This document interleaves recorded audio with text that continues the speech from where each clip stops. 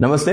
મહીસાગર જિલ્લા પોલીસમાં લાંબા સમયથી એક ઓબ્ઝર્વેશનમાં એવું નોંધવામાં આવ્યું કે ઘણીવાર અરજદારો જે છે એ પોતાની અરજી અથવા તો એફઆઈઆરના સંદર્ભે થયેલી કામગીરીથી નાખુશ હોય અવારનવાર પોલીસ અધિક્ષકને મળવા માટે લુણાવાડા સુધી આવતા હોય છે.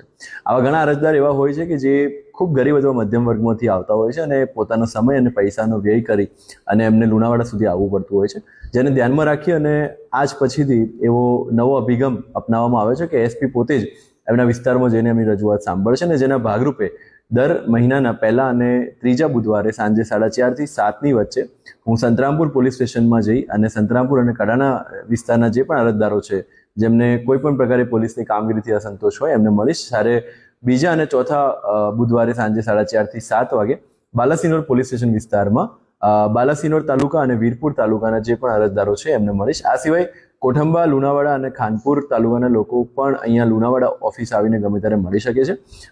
આના પાછળનો ઉદ્દેશ એવો છે કે ઘણા બધા લોકો અહીંયા સુધી આવે એના કરતાં હું જ જે છે ત્યાં જઈને લોકોને મળું, જેના કારણે એમનો સમય, પૈસા અને ઈંધણનો જે છે એ બચત થાય અને પોલીસ અને પ્રજા વચ્ચેનું જે અંતર છે એને ઘટાડી શકાય.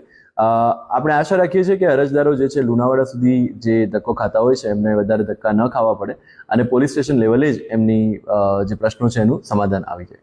આ જ પ્રકારની તમામ અપડેટ જોવા માટે ન્યૂઝરૂમ ગુજરાતને લાઇક, શેર અને સબસ્ક્રાઇબ કરવાનું ભૂલતા નહીં.